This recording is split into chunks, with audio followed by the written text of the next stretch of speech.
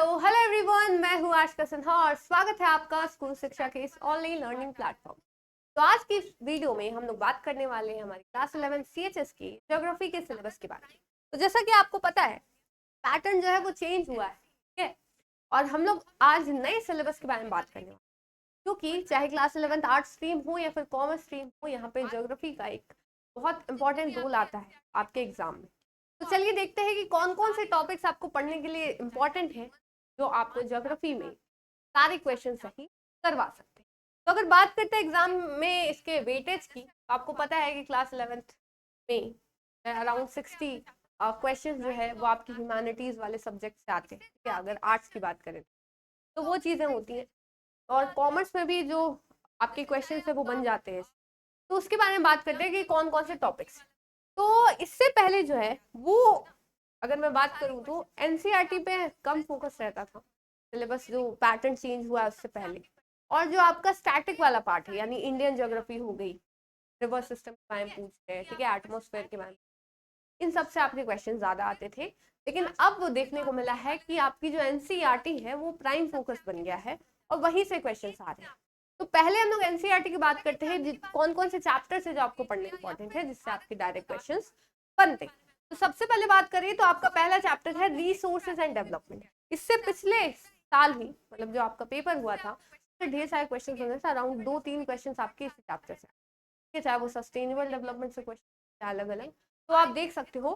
तो इससे जैसे आपको रिसोर्स प्लानिंग पढ़ना है, इंडिया में कैसे होता है, लैंड का कैसे यूज होता है, सॉइल इरोजन क्या होता है, ये सारी चीजों से आपके क्वेश्चंस बने। सेकंड चैप्टर पे आते हैं forest and wild life resource.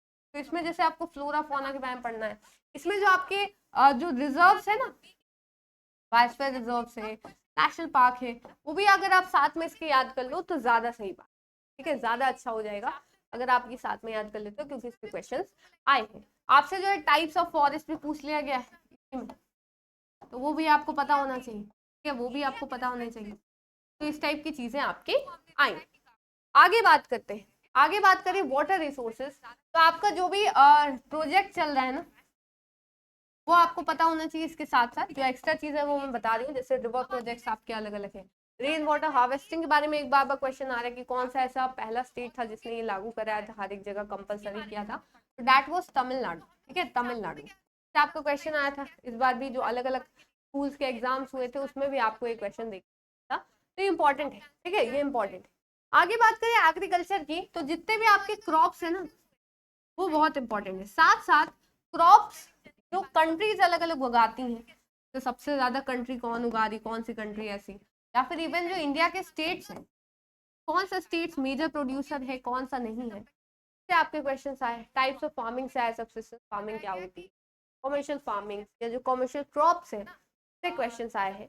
तो ये सारी चीजें आपको ध्यान में रखनी जरूरत है इस चैप्टर से, ठीक है। इस चैप्टर में आपको ये सारी चीजें पढ़नी होंगी। आगे बात करते हैं मिनरल्स एंड एनर्जी रिसोर्सेस। इसमें बस वही सारे क्वेश्चन देखने को मिले हैं कि कौन सा मिनरल है, कौन सा स्टेट में मिलता है, ठीक है, कौन सी ये जगह है। जैसे कोडरमा के बारे में आपके बारे में 2 बार क्वेश्चन आया, ठीक है, कोडरमा जो झारखंड में है, तो कौन से ओर के लिए फेमस, मतलब वहां कौन से ओर मिलते हैं। तो इसका आंसर आप कमेंट सेक्शन में दे सकते हैं। कोडरमा जो झारखंड में है, पिछले साल भी क्वेश्चन आया था एंड एक और बार ये आया हुआ था। तो कोडरमा जो झारखंड में, वहां पे कौन किस चीज का ओर है, तो आपको ये आंसर देना है कहाँ, कमेंट सेक्शन में।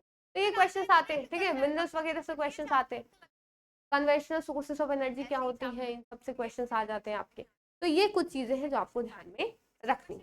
इंडस्ट्रीज की बात करें तो आपके जो अलग अलग इंडस्ट्री अलग अलग स्टेट्स में से क्वेश्चंस आ जाते हैं, वो क्या प्रोड्यूस करते हैं, उनकी खासियत क्या है, ठीक है, जो पहले की इंडस्ट्रीज आई हुई, जो पॉपुलर इंडस्ट्रीज, उन सब से आपके क्वेश्चंस बन जाते हैं। तो ये थोड़ा ध्यान रखिएगा। और इससे रिलेटेड जो पोल्यूशन का एक एसेंस है, वो भी स्टडी आपको यहाँ पे करना जरूरी।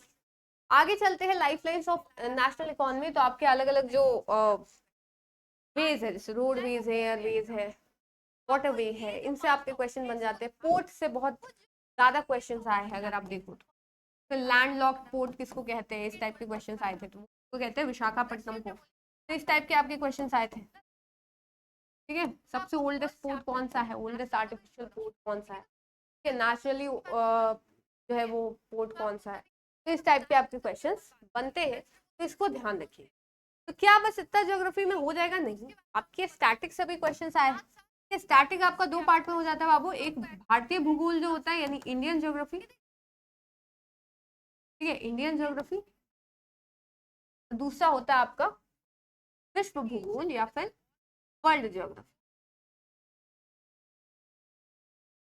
तो ये आपको पता होना जरूरी है, ठीक है, पता होना ये दोनों चीजें जरूरी है, तो इसको ध्यान रखिएगा, ठीक है, इसको ध्यान रखिएगा। जैसे इंडियन ज्योग्राफी में आप पढ़ सकते हो फिजिकल फीचर्स के बारे में इंडिया की ना, फिर साथ साथ जो इंडिया के बेसिक्स है, जैसे लॉन्गिट्यूड आपने पता कर लिए, लैटिट्यूड पता कर लिए, कितने स्टेट्स है, कितने मतलब उसके क्या कैपिटल्स है, ये सब क्वेश्चन है ना। रिवर सिस्टम के बारे में आप पढ़ सकते हो, इंडिया के सॉइल के बारे में पढ़ सकते हो, इससे क्वेश्चन आ जाते हैं, ये सारी चीजें। वर्ल्ड की बात करें तो पहला तो बायोस्फीयर, एटमॉस्फेयर, हाइड्रोस्फीयर, लिथोस्फेयर, इनको स्टडी कर लिया, अर्थ के क्रस्ट को स्टडी कर लिया, ठीक है। फिर movements of the earth, revolution, rotation को स्टडी कर लिया, उससे बहुत सारे क्वेश्चन आए, है ना। तो ये सारी टॉपिक्स आपके आ जाते हैं वर्ल्ड ज्योग्राफी। तो ये चीजें आपको ध्यान में रखनी, ठीक है। अब आते हैं, आपको अगर पीवाईक्यू चाहिए सारे के सारे, तो आपको ऐप पे अवेलेबल हो जाएंगे, आप स्कूल से ऐप डाउनलोड कर सकते हैं। क्लास 11th में जाके स्टडी मटेरियल वाला सेक्शन है, उसमें आपको सारे पीडीएफ मिल जाएंगे, तो अभी इंस्टॉल करिए और पीवाईक्यू अपने सामने से देखिए कि क्या क्या क्वेश्चन आए हैं और कौन कौन से टॉपिक्स आपके इंपॉर्टेंट है। बाकी अगर आपने अभी तक पढ़ाई शुरू नहीं की है या फिर रिविजन करना चाहते हो, तो आप हमारा क्रैश कोर्स ज्वाइन कर सकते हो, जहाँ पे आपको एक चैप्टर एक वीडियो में मिलेगा, ठीक है। उसके लिए क्वेश्चंस मिलेंगे कि आपने एक चैप्टर पढ़ लिया अच्छे से, फिर उसके लिए आपको 100 के अराउंड क्वेश्चंस मिलेंगे प्रैक्टिस करने के लिए, जो मोर देन इनफ होगा, ठीक है। और जो क्वेश्चंस आते हैं, जो रेलेवेंट क्वेश्चंस होंगे, वही हम यहाँ पे कराने वाले हैं, ठीक है। आपको कंप्लीट स्टडी प्लानर मिलेगा हर एक सब्जेक्ट के लिए, ताकि आप अपनी स्टडी को ट्रैक कर सकते हो, ठीक है। फिर आपको 5 फुल मॉक टेस्ट मिलेंगे सिलेबस कंप्लीट होने के बाद, ताकि आपका फुल प्रिपरेशन हो जाए कि जैसे आपका सीजीएस का पेपर होता है। तो हर एक क्लास के लिए, क्लास 9th के लिए, 11th मैथ्स के लिए, 11th बायो ग्रुप के लिए, 11th आर्ट्स के लिए एंड 11th कॉमर्स के लिए, ठीक है। तो प्राइस भी बहुत मिनिमल है, सिर्फ 999 में आपको क्रैश कोर्स मिल रहा है। और आप अगर अगली बैच के साथ इसको ज्वाइन करना चाहते हो, जो हमारा पहले आया था जिसमें हमने डिटेल में बात करी थी, तो वो भी आप ले सकते हो 1199 में, जो कि बहुत कम, ठीक है। 9th के लिए तो और भी ज्यादा कम है। तो ये आप यहाँ से देख सकते हो। कैसे ज्वाइन करोगे? तो आप स्कूल शिक्षा ऐप इंस्टॉल करिए, क्लास 11th में जाइए, कोर्सेज में जाइए, CHU में जाकर क्रैश कोर्स आप ज्वाइन कर सकते हैं, ठीक है। तो बाकी ये सिलेक्टेड स्टूडेंट्स है, नेक्स्ट आप भी हो सकते हो, है ना, सबसे ज्यादा सिलेक्शन देने वाला प्लेटफॉर्म है। तो बाकी कोई भी दिक्कत हो तो आप नीचे दिए गए नंबर पे कॉल करके क्वेरी अपनी सॉल्व कर सकते हो। तो आज के लिए इतना ही, ठीक है। उम्मीद है आपको चीजें सिलेबस समझ में आया होगा। मिलते हैं फिर नेक्स्ट वीडियो में, ऐसी वीडियोस आती रहेंगी, तो चैनल को जरूर से सब्सक्राइब करिएगा। तब तक के लिए thank you so much and bye bye.